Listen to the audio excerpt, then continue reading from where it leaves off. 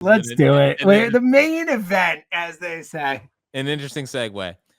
So I'm trading. You did call me the little dog in a text, which I was not psyched about, but I let it slide. Little dog. Okay. I call you big dog, but if you call me little dog, I'm gonna stop calling you big dog. That's for damn sure. Okay. So I'm trading Bryson Stott. Ooh, nice start, buddy. And let me get this out of the way. I love Bryson Stott. I think he's a valuable player. I'm reshuffling things here a little bit. Not looking to get rid of Bryson Stott. There's a possibility for a different version of the Phillies. And that's what I'm going for here. So I'm trading Bryson Stott to the Colorado Rockies for Brenton Doyle. Yeah, buddy. And I'm taking a shot on bounce back Doyle, bounce back Brenton. I know people are on the baseball reference. They're like, oh, he sucked last year. I know he sucked. But year before, first off, he's arguably the best defensive center fielder in baseball. He's phenomenal. He has been clocked 105 miles an hour from the outfield. I want that in my life. Plus, in 2024, he hit 25 home runs. I think last year, maybe the hype around the year before, he got a little ahead of himself. He had a bit of a resurgence in the second half of the year. Last 2 months, he hit like 260 with 7-something OPS. In the month of August, he hit I think he's at 361 in August. Signs of life from Brenton Doyle and new head of baseball ops, Paul DePodesta. Yeah, buddy. Gets a second baseman the Hills there. That works a good count, gets on base, could be a leadoff hitter. Maybe in Colorado he's hitting the 300. Who knows? So it's an interesting swap, I think, for both teams. But the Phillies get a center fielder who's under control for the next couple of years. It's also one of the best in the sport. Defensively, that's not even getting to his offense, which he does have 25 home run power potential. He can be that guy, and he's a Division II guy. So I will always take a shot on a Division II guy. So I love it. I think the Rockies probably say no, but I think it's possible. I think it's within the realm of possibility. So it seems like they want to trade Brenton Doyle for a top 100 pitching prospect. Yeah. Which I don't want to trade Gage Wood for him. And I am trading another. You're not even trading Gage Wood yet. You're just locked in. Well, I'm trading someone else because I'm trading Brandon Marsh. I'm trading Dante Nori. And I'm trading Matthew Fisher.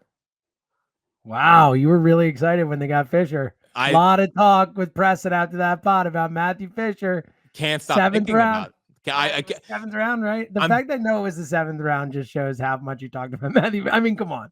Yeah, well, and I think he's going to have a lot of value. And I think that teams are going to be interested in Matthew Fisher. And I would like people to let me know how he's doing down in breakout camps right now, because he does mean a lot to me. But he's got to get ready to learn St. Louis Cardinal, pal, because we are trading all of those guys to the St. Louis Cardinals for Brendan Donovan and Kyle Leahy, who I love out of their bullpen, and I think is someone that it could possibly be a bridge to Duran. But the main piece, we get for the 8th perfect offseason in a row. I was just about to say it wouldn't be a perfect offseason if you weren't trading for Brendan Donovan. I'm getting Brendan Donovan here, and he's playing second base. Bring me Brendan. I don't care what his numbers were against lefties last year.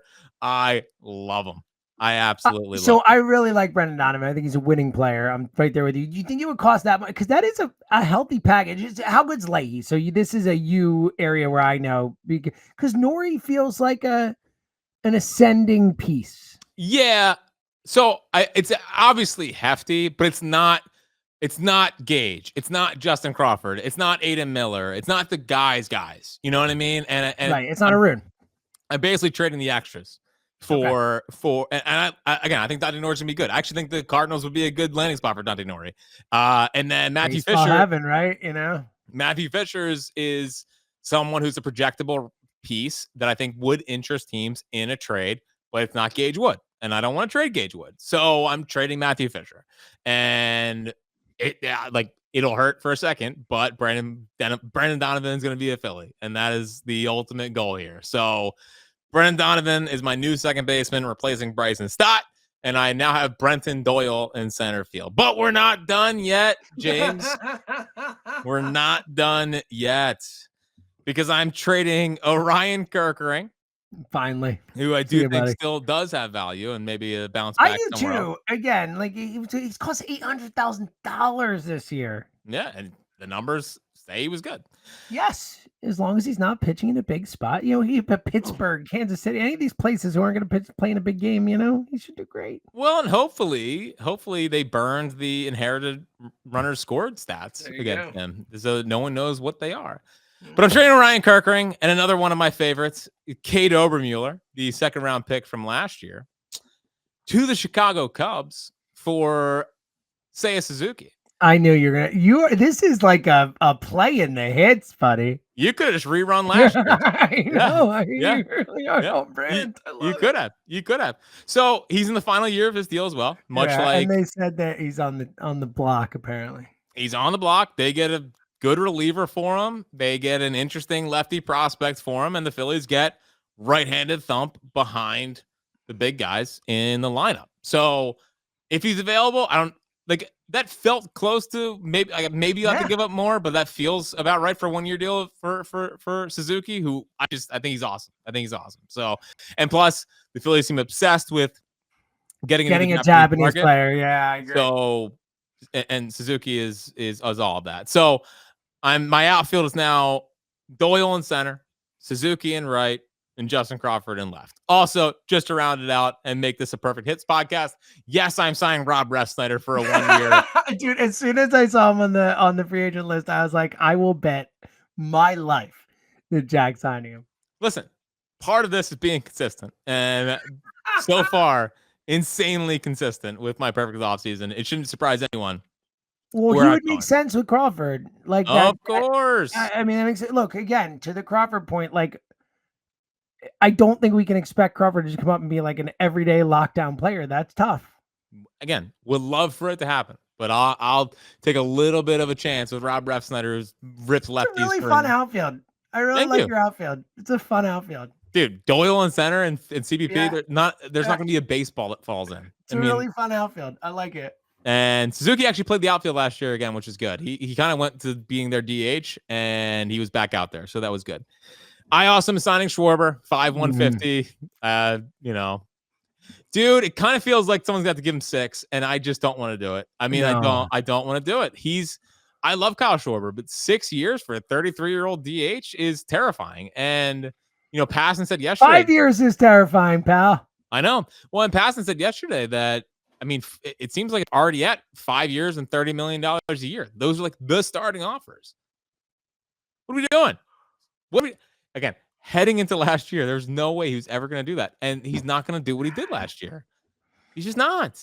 He's not going to have 56 home runs again. I don't know. So I'm doing it a bit begrudgingly. The interesting part about re-signing Schwarber now is it's going to get a golf clap reaction because everyone's going to look at the number and be like, okay. I don't know.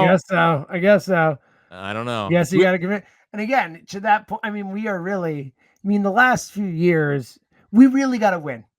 We've really got to win. Because again, I'm trying to serve masters and go with a couple years and young guys get up and you got to keep drafting and developing well, which we believe in and all that. But like, man, you're really like years, what is it? I guess like 8, 9, 10, 11 of Turner and years like 11, 12, 13 of Harper and years, 3, 4, 5, if you go 6 for sure. I know. You got like 37 and 38-year-olds just running around out there. A lot hinges on Aiden and Justin Crawford. Yeah, like they have to be freaking awesome. Oh, because they're gonna have to carry that weight, Yeah. So that I'm also re-signing JT. I'm giving him 2 years, 34, with a club option for the 3rd year. Whatever. Oh, buddy. Who doesn't love a good club option? So JT's back. JT and Schwarber are back. It feels like they just. I know he's the market and all. It just feels like JT's going to be back. I would be so surprised if he's not. Yeah. I'm trading Alec Bohm and Gabriel Rincones to the Pirates for Carmen Mlodzinski, who had like a 2.15 ERA. Carmen Mlodzinski as a reliever last year, 2.15 ERA. I want him as a reliever. He can be a swing guy if they need a swing guy, but I'm trading Bohm plus an interesting prospect for a reliever with a good amount of control left. And it's crazy because Bohm, I don't think he has really any value. I was like, my first trade was, You had to throw in Rincones with him. I know, and Bohm, and like I was thinking about Bohm for Matt Brash. There's no way they're trading Matt Brash for Alec Bohm for 1 year. So I want to get a good. Matt Brash was pitching in big moments for them in the playoffs. Like no chance. What do you think Bohm gets on the market next year? I don't know, 345, 350. Really? I know. I don't know. Yeah. I know. I have no idea, but I'm very ready for it to be. So I'm kind of ready for it to be over. I agree. There are just certain guys like him, Castellanos. It's like I've seen enough. You know. Sure. So part of my perfect offseason really is just reading the tea leaves and trying to predict where they're going to go. Like I think Bohm's gone. I think we know Cassie's gone. I mean, Cassie's gone. Dabrowski's comments were very, very pointed. So, and then my final move is I'm trading Cassie and $10 million to the Marlins for Anthony Bender. So we really did keep everything really consistent here. I got Anthony Bender, one of my guys. I love Anthony Bender. I got Rob Snyder. I got Suzuki. I got Brendan Donovan. I mean, I think it's the most play that you've ever done, actually. Like, this is the most, if we could have just guessed like 10 names that you can put on there, we probably would have gotten all the names. This is without Adam Duvall. This is without him, which is shocking. I'm still a free agent. So is he 37 now? I don't know what he is. So my lineup, by the way, it goes Turner, Donovan. I'm putting Donovan in the tool. But that's 3 straight lefties. What? Yeah. So this is not going to happen. But Turner, Donovan, Harper, Schwarber, Suzuki, Doyle, JT, Kemp, and Justin Crawford. That's pretty dope. You got some. The first, if Doyle bounces back in a real way, it's an insane lineup.